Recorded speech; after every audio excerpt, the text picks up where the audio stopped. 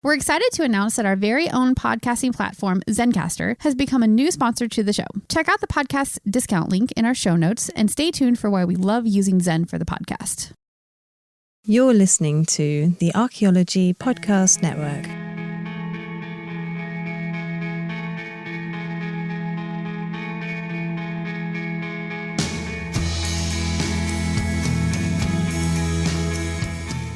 Welcome to a crossover episode between Historical Yarns and the Archaeology Show.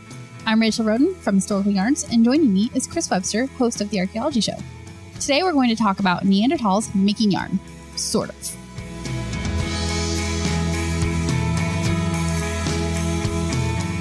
Hey everybody, and welcome to the show. Hey, this is Chris Webster too. So check out Historical Yarns on the Archaeology Podcast Network at arcpodnet.com/historical yarns. And if you're on the Historical Yarns podcast, you can check out the Archaeology Show at arcpodnet.com/archaeology. You can also find each of these shows and all the shows we offer at the Archaeology Podcast Network at your favorite podcast player. So wherever you find podcasts, you can find these shows and like a ton more. So what are we talking about today? Okay, so today we are talking about Neanderthals and making yarn. Kind of. So an article came out earlier this year in April, and it actually made the rounds on the sort of fiber Facebook groups and yarn and knitting and crochet related Facebook groups because everybody was super excited about it. That's where I first heard about this article. The name of it is Direct Evidence of Neanderthal Fiber Technology and Its Cognitive and Behavioral Implications. It was published April 9th, 2020. And the lead author is B.L. Hardy, and there's a bunch of other people on the article as well. It was published in Scientific Reports. So this is a really interesting article because people tend to think of Neanderthals as not being very advanced technologically speaking. They sort of have that caveman mentality about them. And as more and more time goes by and we find more evidence that they actually had a lot more technology than we realized, things like this are starting to pop up. And this is the kind of thing that we don't get to find very often because fibers don't preserve very well. But in this case, a little tiny strand of what they're calling cord was found preserved on this site. So that is what this article is about. The location is Aubry du Maras, and it's in a valley near the Ardèche River. I'm saying this totally wrong. A tributary of the Rhone River in France. Care to correct me on any of those pronunciations? I'm not going to correct you because I don't know either, but we'll have the link for this in the show notes so you can click on it and go read the article yourself and get all the right pronunciations if you know how to say these things. Yeah, I definitely don't. My background is Spanish, kind of. So, yeah. Anyway, so this has been sort of southern east-ish France area, right? And the interesting part here is that the preservation allowed for fiber and textile to be preserved. And it's only the tiniest little piece of it too. So I don't think that there was very much fiber or textile preserved on this site, but they did get one tiny little piece. And it's just this tiny little piece of cord, and it was found underneath a flake. And that flake and the piece of cord were in situ. They found them together. They pulled them out of an archaeological unit together. And they were covered in sediment and breccia, showing that they were at least contemporaneous, if not the cord was deposited earlier than the flake. So based on the way they were deposited in the unit, they can make that determination. So real quick, this small piece of cord was like wrapped around this little nodule on this flake. Right. And we're talking about not microscopic, but really, really small. Yeah. And I'll tell you what, we're both archaeologists, and the excavating we've done, if I pulled a flake out of the ground, I mean, the first thing I do is like vigorously wipe it off on my pants. So that is such a good point. And I don't really know why they weren't doing that. Maybe they had an expectation based on the preservation on the site itself. Maybe they had some sort of expectation that maybe they could find this. So they were taking extra precautions and not doing stuff like that. So when I read the methods, it was clear that they were pulling artifacts directly out of the soil, putting them straight into a bag and not really touching them or doing anything with them after they pulled them out of the soil. So yeah, I think it was just a different methodology. And maybe that was because of the preservation. I don't know. Yeah, because I mean, we've done cultural resource management archaeology. We've both also done academic archaeology, and it's a very different set of tools that you use and a mindset that you do, because in cultural resource management, I mean, you're really just trying to get things out of the ground as fast as you can and you worry about it later. But in academic archaeology, maybe in their previous research, they knew there was a possibility for maybe not fibers necessarily. Maybe they weren't even specifically thinking about those, but definitely some sort of residue analysis or something like that, where if that's the case, I mean, they're probably wearing gloves because you don't even want to get your hands on these things and you don't want to touch them. You don't want to get your oils on them. You don't want to get your DNA on them if that's going to be a thing that people look for. And you don't want to, I guess, infect it or, add something to it from the modern era. Yeah, you want to keep it as pristine as possible. Yeah. And that's a good point, because they could have had some like ethnobotany, botanical type of stuff that they were hoping to find. And this is a plant fiber. The cord is made of a plant fiber. So I suppose it technically falls into that category. So either way, it's a good thing they didn't brush it off, because they would have brushed that little piece of cord right off of it. So it's a good situation there. And I don't think I mentioned this yet, but they were able to date this to the Middle Paleolithic time period. Which, did they give a time range on that? They probably did.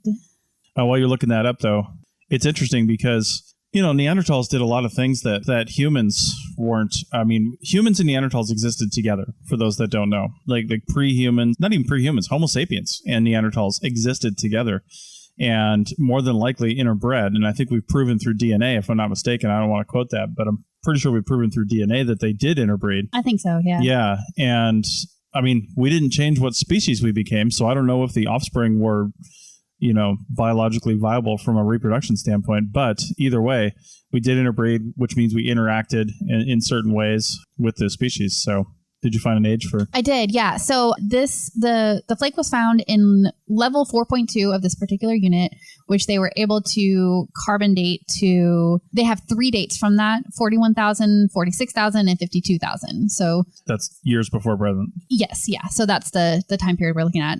Which, just another little side note here from a carbon dating standpoint, the limits of carbon dating are about 50,000 years. Yeah. So, and usually carbon dating has a pretty wide error range of a few thousand years itself. So when you're looking at these dates, I'd be interested to note, and I don't know if this was even in the article, but what they used for the carbon dating and how they calibrated that. Did they calibrate it against dendrochronology or anything like that? Because you got to really look at all the factors when you're talking about the dating. That's not really what we're talking about in this podcast, but I think it's important to note when you're reading these things, you're thinking, hey, they hit a date of 50,000 years on carbon dating, and that's getting real close to the limit. Because if you know anything about radiometric dating, it's the half-life of carbon-14 is, I want to say 5,000, close to 6,000 years. It's like 5,700 something, I can't remember, which means half of it goes away every 5,000 plus years. And then another half goes away and you're down to a quarter. Then another half goes away and you're down to an eighth. So down around 40 to 50,000 years, you have very little carbon-14 left in order to even count that and read it.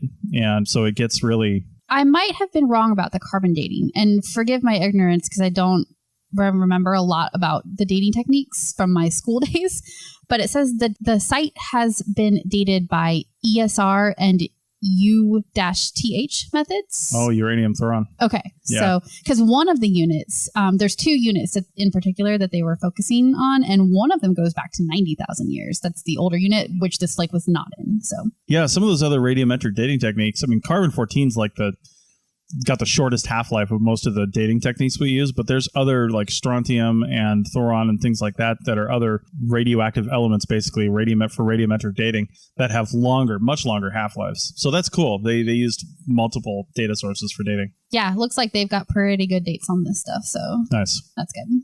So why is this important to knitters? Why are they all crazy about it? Because who cares about 40,000-year-old yarn?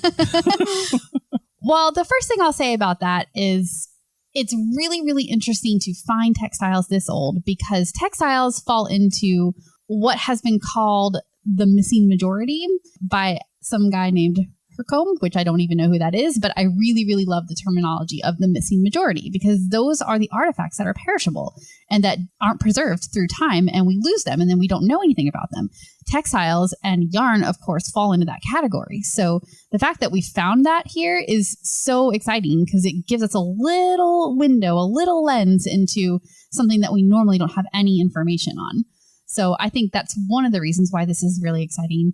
And then, knitters are particularly excited about it because anything to show that our craft has been around for a long time, even though it's not even knitting related. These were probably woven or cords for ropes and things like that. But still, it just shows that the technology was there and that people could have been knitting 40,000 years ago.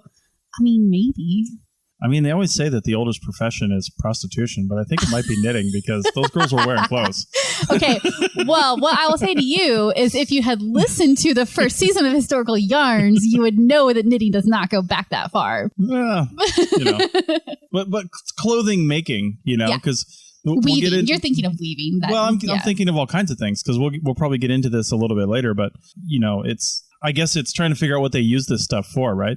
So, in fact, let's talk about it now because I'm wondering what the possibilities are from a knitter's standpoint because what they found was a really, really tiny piece. And in fact, we'll talk about this in the next segment on what it could have been used for. But let's talk about now because you looked at these things. I looked at the pictures of this and they even ran it under a scanning electron microscope. They have all these high resolution images of it.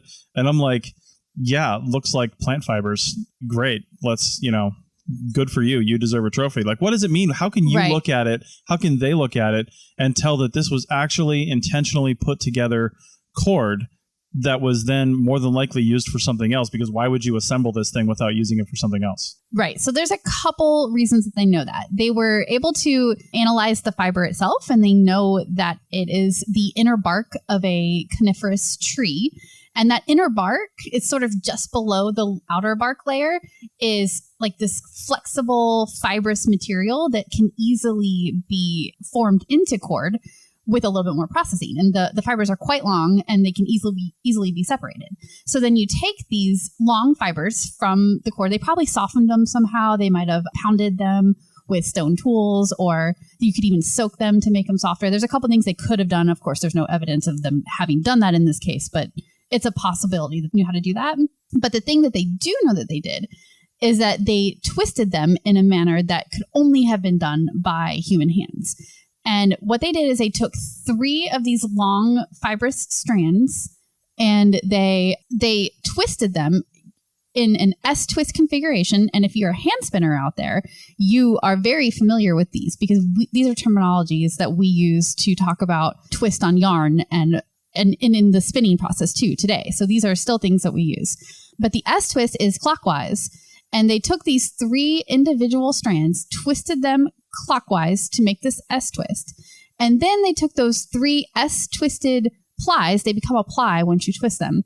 And they twisted them counterclockwise in what's called a Z-twist to make the actual cord. So it's 3 strands of this fiber. The 3 strands are twisted one direction first, and then they are twisted the other direction to create the 3-ply cord.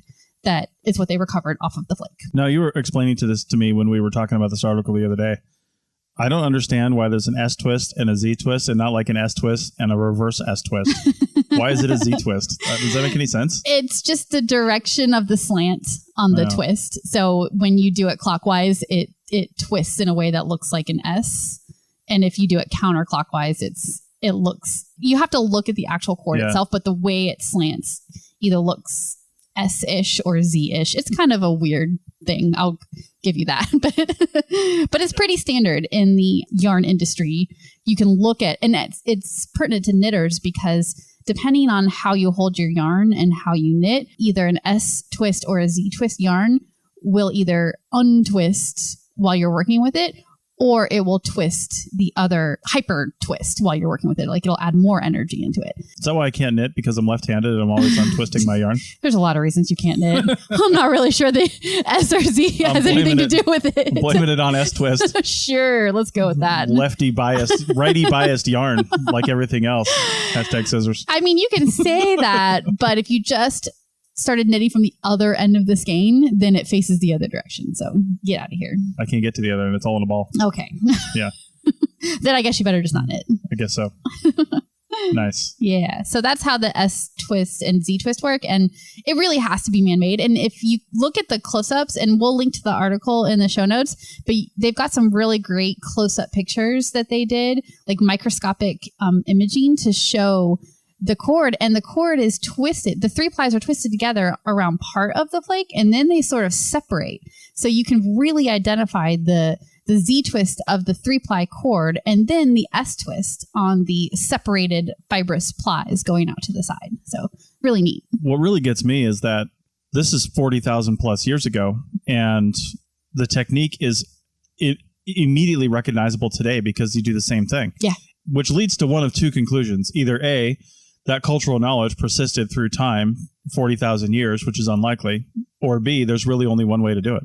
Yeah, I mean, there have been, I don't know if advances is the right word, but sort of differentiation of different ways to make yarn in the modern era, obviously. We have chainettes and various different ways of doing it, but that twist on twist, right? Twist a strand one way and then ply it in the other direction to make a strand of yarn. I can't think of any other way to do it. So... All right, well, let's take a break, and when we come back, we'll talk about what this could have been used for. Back in a second. Chris Webster here for the Archaeology Podcast Network. We strive for high-quality interviews and content so you can find information on any topic in archaeology from around the world. One way we do that is by recording interviews with our hosts and guests located in many parts of the world all at once. We do that through the use of Zencastr. That's Zencastr. Zencastr allows us to record high-quality audio with no stress on the guest. Just send them a link to click on, and that's it. Zencastr does the rest. They even do automatic transcriptions. Check out the link in the show notes for 30% off your first 3 months, or go to zencastr.com and use the code TAS. Looking to expand your knowledge of X-rays and imaging in the archaeology field? Then check out An Introduction to Paleoradiography, a short online course offering professional training for archaeologists and affiliated disciplines. Created by archaeologist, radiographer, and lecturer James Elliott, the content of this course is based upon his research and teaching experience in higher education. It is approved by the Chartered Institute for Archaeologists as 4 hours of training. That's in the UK, for those of you that don't know. So don't miss out on this exciting opportunity for professional and personal development. For more information on pricing and course structure, visit paleoimaging.com. That's PALEO imaging.com, and look for the link in the show notes to this episode. Welcome back to the Historical Yarns Archaeology Show crossover with Chris Webster and Rachel Roden. And again, if you want to find either of those podcasts, depending on which one you're listening to this on, which feed you're listening to on, just head over to the Archaeology Podcast Network, arcpodnet.com. Also, you can get these episodes early if you become a member. If you're listening to this in real time and we haven't changed it again, our membership plan is, I think, $7.99 a month. We literally just changed it, and Tristan, our co-founder, is the one in charge of that. But I think it's $7.99 a month, and you can get access to the shows early and a bunch of other things. So check that out. But let's move on with this discussion about Neanderthal yarn. But really, they call it cord because they don't necessarily know exactly what it was used for.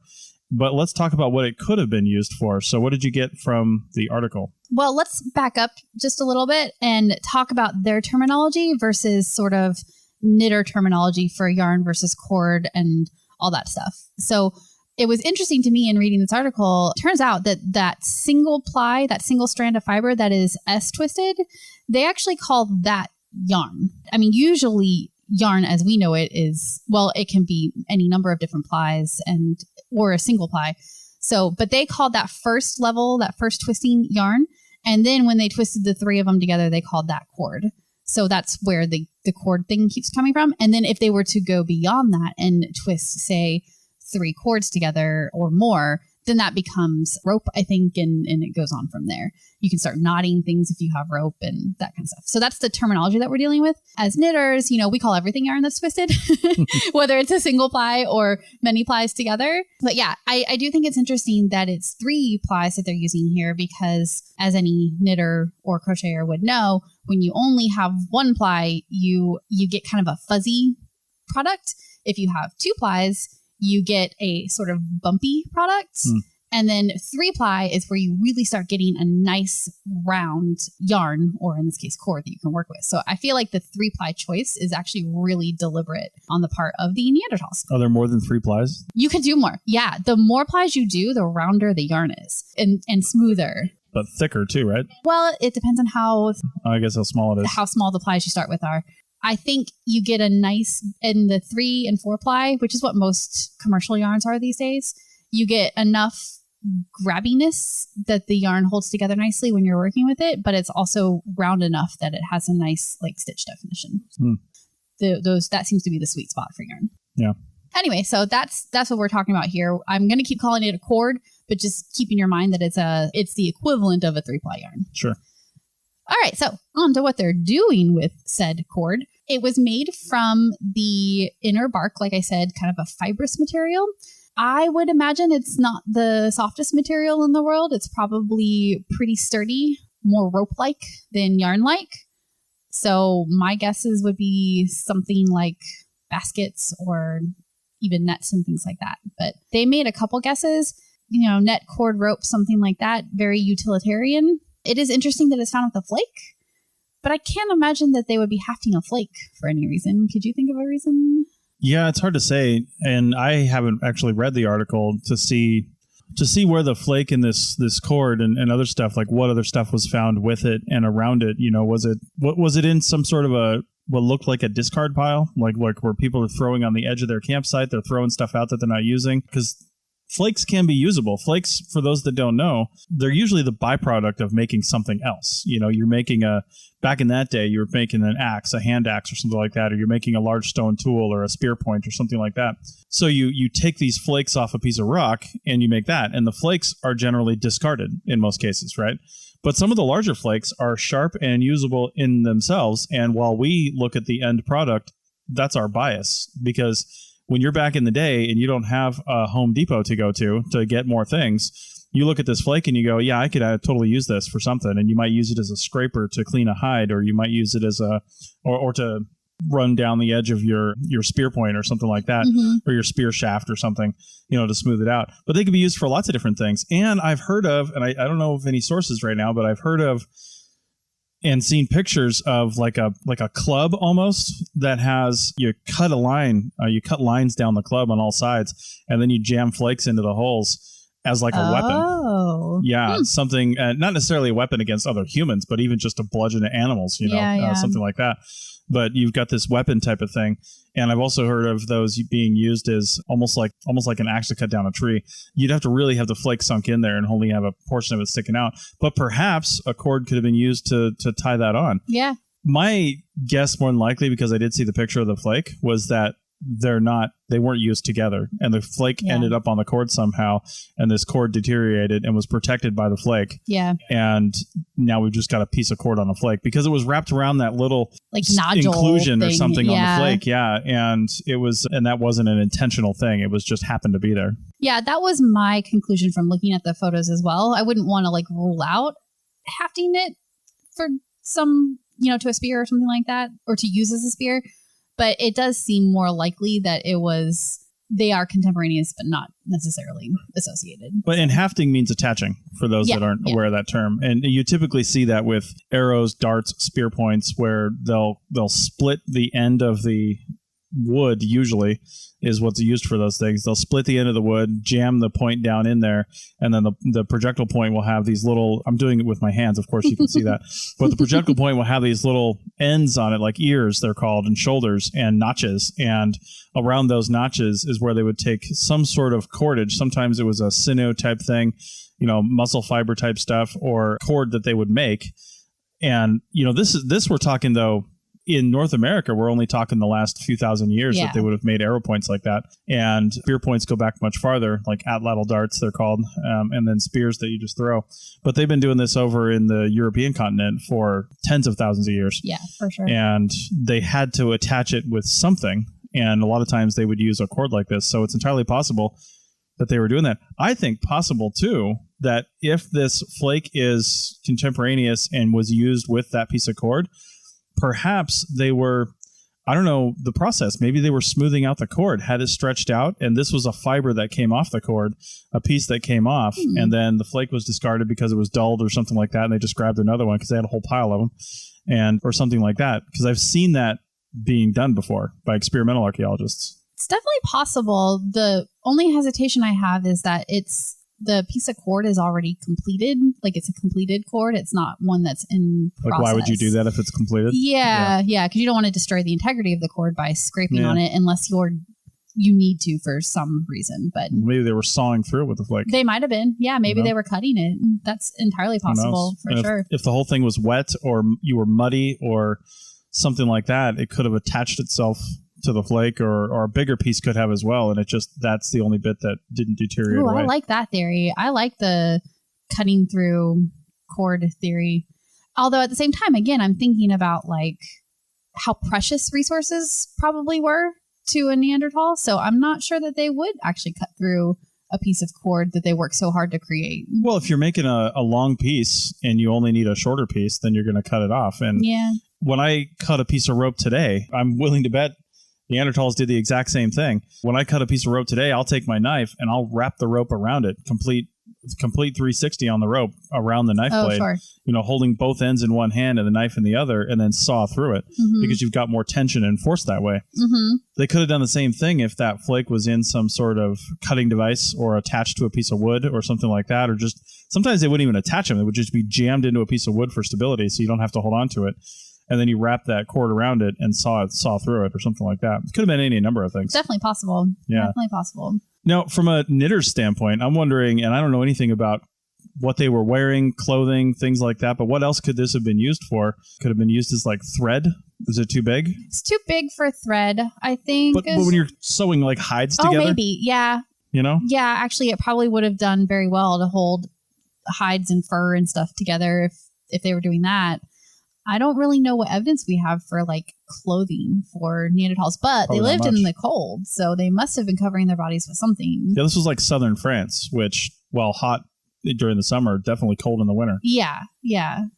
And Neanderthals were all over Northern Europe, so they're definitely in cold climates. So they had to be doing something to cover their bodies in the wintertime for sure. So yeah, it's possible they could have used it to connect it. I'm thinking of that like sort of X crossed stitching, where you see joining two pieces together, sort of bringing the two edges together rather than like folding them together. So that's sort of what's in my mind as a possibility. Yeah.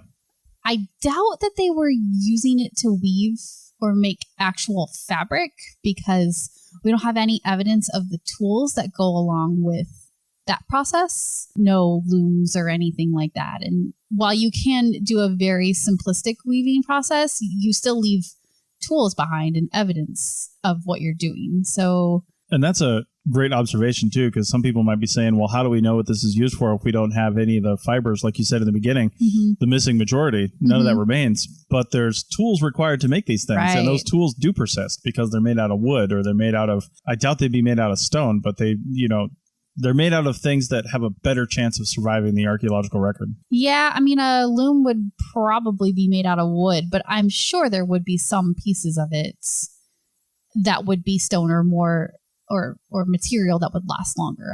I would think anyway. So no, this goes back too, because I know we talked about this. How did they make? Because if anybody's ever seen fiber made, and you've drugged me to some festivals and things where you see people spinning yarn, right? Yeah. And I don't mean telling stories like we're doing right now, but spinning yarn. And that's on this big machine with the big wheel and the pedals. The spinning wheel, yeah. They didn't have any of those. No. But what is the technique they would have used back then likely to make this? So they would have used a version of a spindle. I don't know a lot about hand spinning techniques, so I'm going to kind of just make this up a little bit, but a drop spindle is I own a drop spindle. It's a very simple, it's got a long pole thing coming off of it and then a heavy weight at the bottom of it, and you just spin it and then the yarn wraps itself around the pole in the middle. I'm sure there's technical terms for this, so if you're a spinner, please forgive me, but as you're spinning, the yarn wraps itself around and then you end up with like a bobbin of spun yarn while you're doing it, and you ply on the same thing but just going in a different direction. So they could have been doing something like that. Now, I believe they're called spindle whorls when you find those and we found them at various different sites over the years. I believe that is performing the same function as a drop spindle, because that whorl would be the heavy part that would give some stabilization to the spinning and allow it to spin. So I don't know exactly how spindle whorls work. That would be a fun thing to research actually and figure out how native people would have used that to make yarn. But anyway, that's how you do it by hand. It's a very simple process, so they could have been doing something like that. But again, I feel like we would have found, no, I mean, if it's made of shell or something like that, it might not last. So yeah. Wood doesn't always last in the archaeological record either. Like a big piece might, because it takes longer to just deteriorate that. But in And if it's a wetter environment, it might actually last longer because it just stays moist. But the drier it is, the more it just crumbles into dust. Mm-hmm. Like here in the Nevada, where we've done a lot of work, we never find anything like that. And most of the textiles or woven things like baskets and sandals and stuff like that, and duck decoys even, have been found in caves. In fact, all of them, I think, have been found in caves in Nevada because caves have a less dry environment, a less harsh environment. Even in the desert west, a cave, especially if it's buried in a cave, it's more than likely going to survive. Mm-hmm. But finding those caves and then, getting the academic access and permission to actually dig those caves is a challenge. So yeah, we don't have a lot of evidence of it. And the thing that gets me too about the archaeological record is we write a lot of very conclusive sounding theories based on very little evidence, because we find one thing and we're like, yay, we found something. And now we're making a judgment about an entire society in an entire span of time based on that. Like the Lovelock Cave in Nevada, where they found duck decoys and things like that. Sure, you can probably assume that maybe other societies use these things, but can you assume that those weren't made just for ceremonial purposes, for dumping in a burial cave because they found burials along with those too?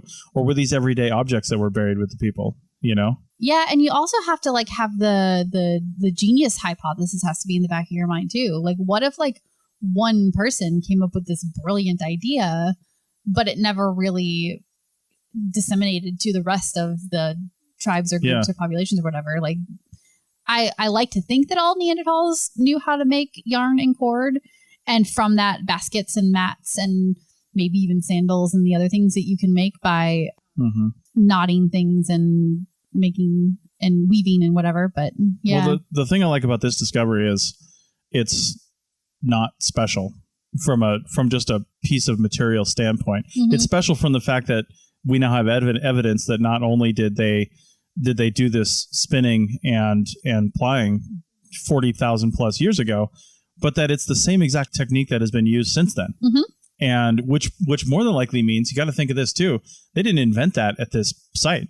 Like it was probably used for thousands of years before that. We just don't have evidence for it.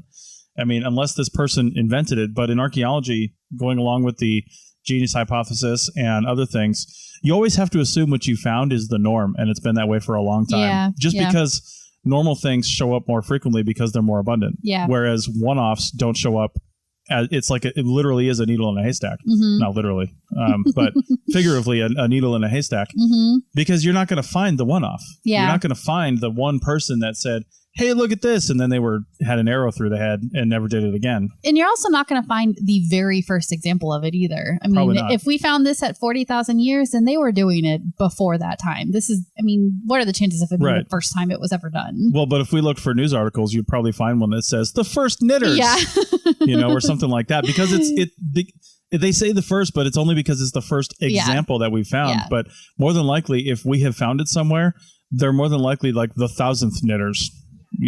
Because it's common now. Yeah, and it's a complicated enough mechanic to get to the applied point that it's at, that they found it, that there certainly are earlier examples that are simpler for sure. So we just haven't found them yet. All right, anything else to wrap up this article? The last thing I'll say is I want to go back to the clothing thing about it, because the one thing that stuck out about this to me, clothing wise, is that it's made from this plant fiber, the bark fiber in a tree. And we actually use fiber like that to make yarns today.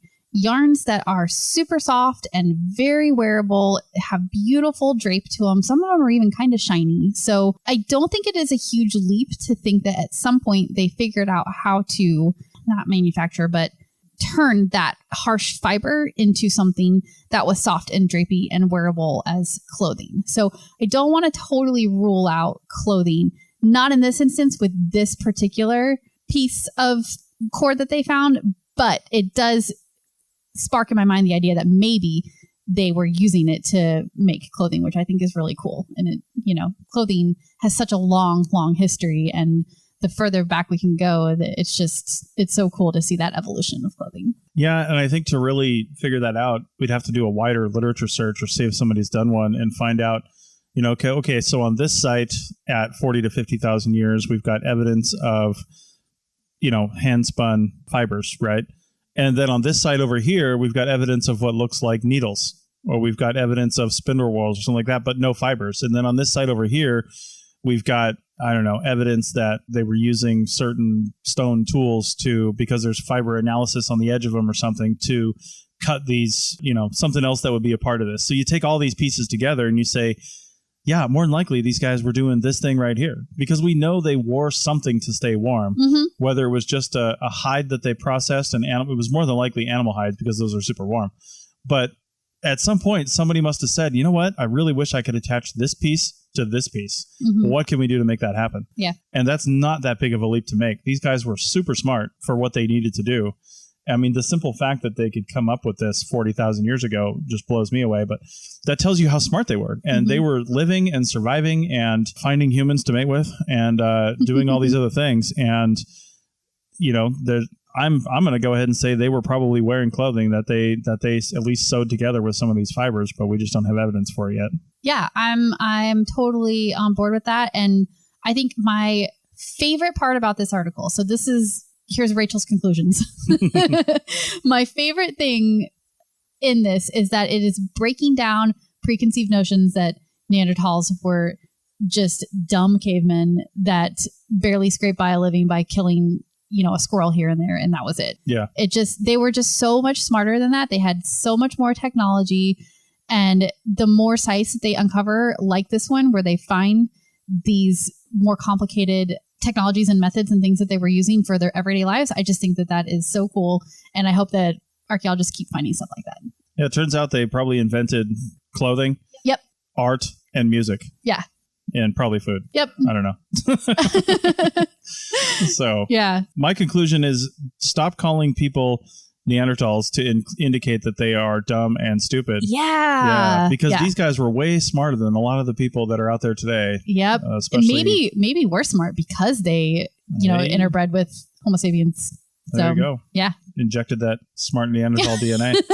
Of course, then why didn't they survive? I guess that doesn't really hold up as a hypothesis, but because as we've seen, humans just take over and destroy everything else around them, including Neanderthals. Burn. I know, right? Human burn. Homo sapien burn. Oh my God. So, well, on that note. Yeah, on that note. All right. So we have a few more episodes planned out along this line of thinking. And if you have any questions or you want to talk to Rachel about this stuff, check out the show notes. We'll have contact information. Rachel does a lot of knitting and designing work. We'll have her resources in the show notes as well. She's Rachel Unraveled. If you're not on the Historical Yarns podcast and you're listening to this on the Archaeology Show, look her up on Ravelry and Instagram, all those things at Rachel Unraveled. So, I mean, we're talking about raveling things together, but she's unraveled. So I don't really know what's going on. I'm unraveling the mystery. Oh, obviously. That needs to be the name of the podcast. All right. So again, check us out on archpodnet.com or wherever you find podcasts. You can get both of these shows. And then also check out our membership, because we are really trying to push membership, because that helps us bring all this out. We're paying for an advertising manager and some other things, and we want to actually take advertising away from these podcasts at some point and just have a member-supported podcast. But for that, we need members. So archpodnet.com/members. If you are interested in advertising, email Madison at advertising@archaeologypodcastnetwork.com. We'll be back next time with another episode and crossover with Historical Yarns. See ya.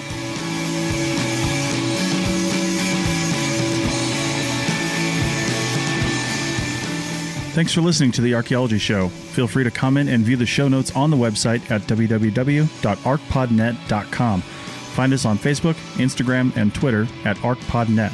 You can also find us on the Lyceum app, a podcast app just for educational podcasts. Music for this show is called I Wish You Would Look from the band Sea Hero. Again, thanks for listening and have an awesome day.